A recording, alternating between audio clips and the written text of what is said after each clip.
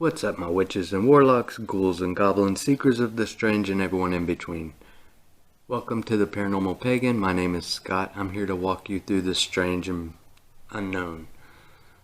So this video here is going to be basically just a video that I've kind of put together that is questions that I hear quite frequently, or misconceptions that I hear rather frequently about the pagan religion. And I'm not necessarily saying that the documented, carved in stone only way to believe. I'm just saying that this is my point of view. If what my point of view resonates with anything that you also agree with, feel free to use anything that I say if you find it necessary to use it.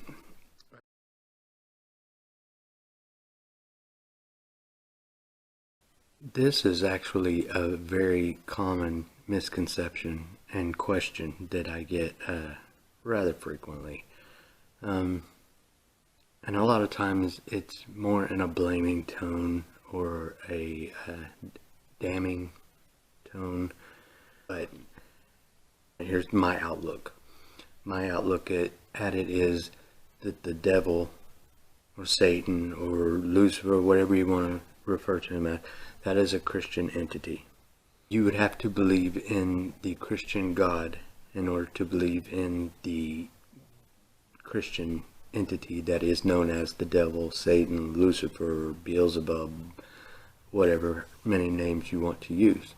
My outlook, of course I honor and respect everything in nature, and I respect that everything is on its own path of growth and evolution, and I respect whatever path that individual thing or being chooses.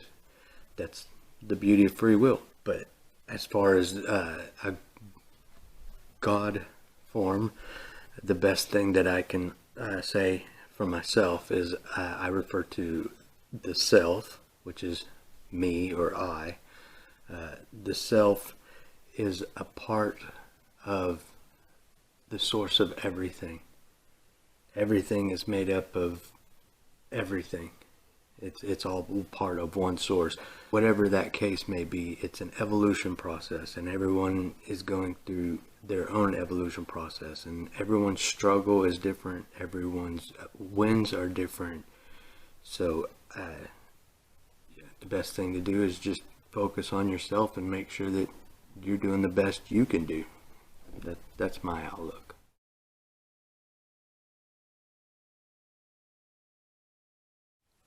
The good old rule of three. That is actually a Wiccan concept.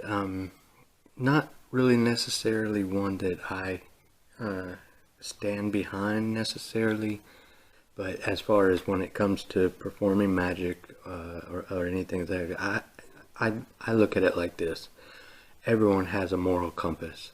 If your moral compass is broken and you decide that some things are okay that aren't okay, then you must suffer the consequences of your actions. That's just the way it is.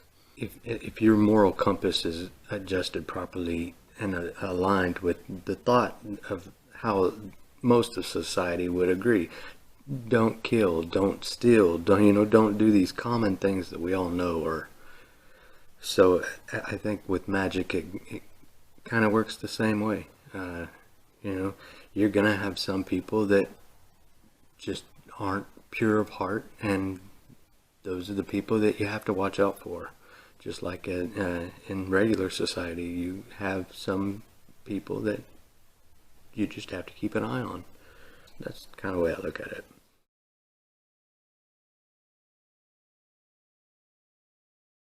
So this is a question that I've actually heard every once in a while, and a lot of times this comes from someone that is more on the non-believing, the atheistic thought, but they are interested in performing the magic and wondering, do I have to believe in these things in order for the magic to work, or is it all just a bunch of hooey? It's basically how they put it to me when they question these things.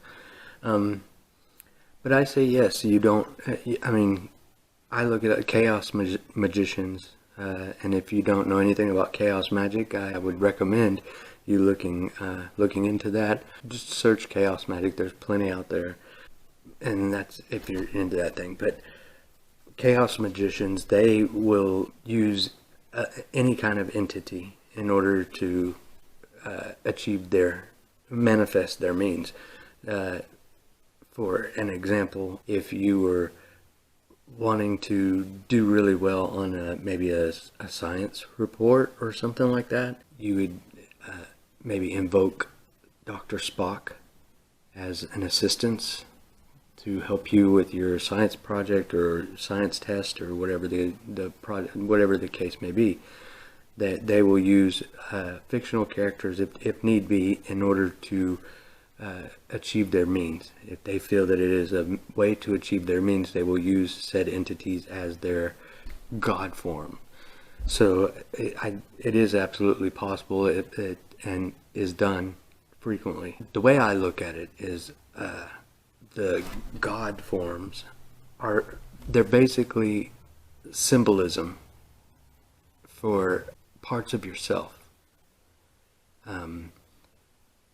If you're looking for love, then you're gonna invoke Venus because she's the goddess of love, and that is the aspect of yourself that you are looking to achieve your end goal. So that's how I look at working with the god forms and the deities and gods and goddesses and everything else. That's my outlook on it. Is it's a part of myself, and as a part of myself, I'm tapping into that I'm symbolizing as Venus or whatever god form that I'm choosing to work with.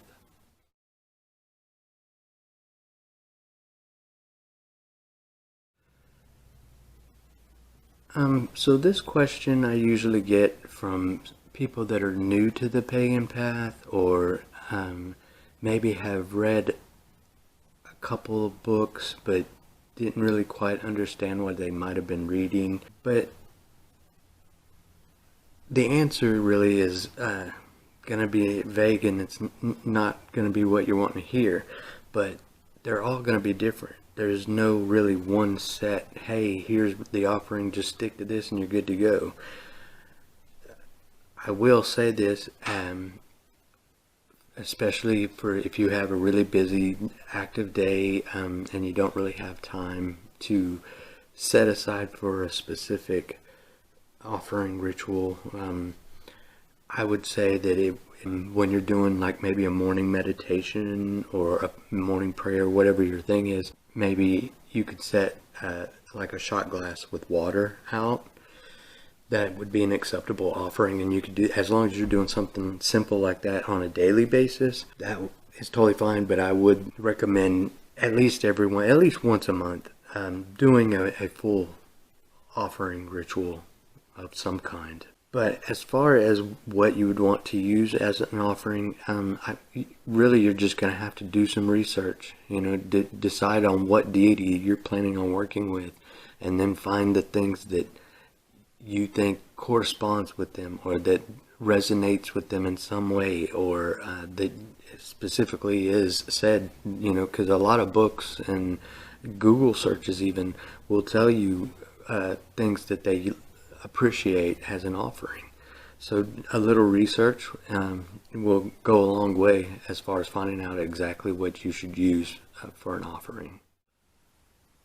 So I hope some of these questions and answers have maybe helped. If you're not familiar with the pagan path, then maybe this will help explain and understand it a little bit better.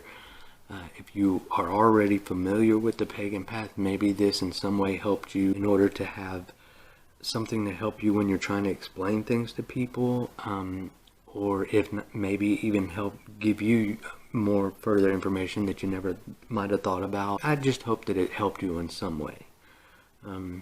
If you have any questions that you would like for me to answer, please put them in the comment, and I'll do my best to try and answer any questions that I can.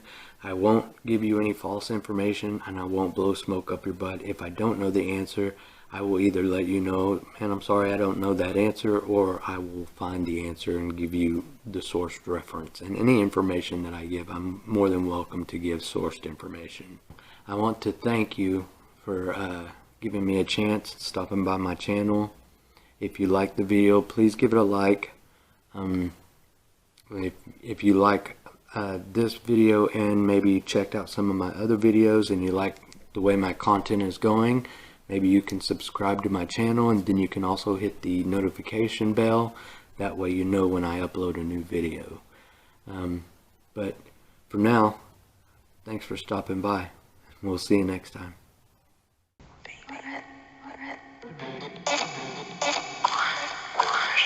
Fish and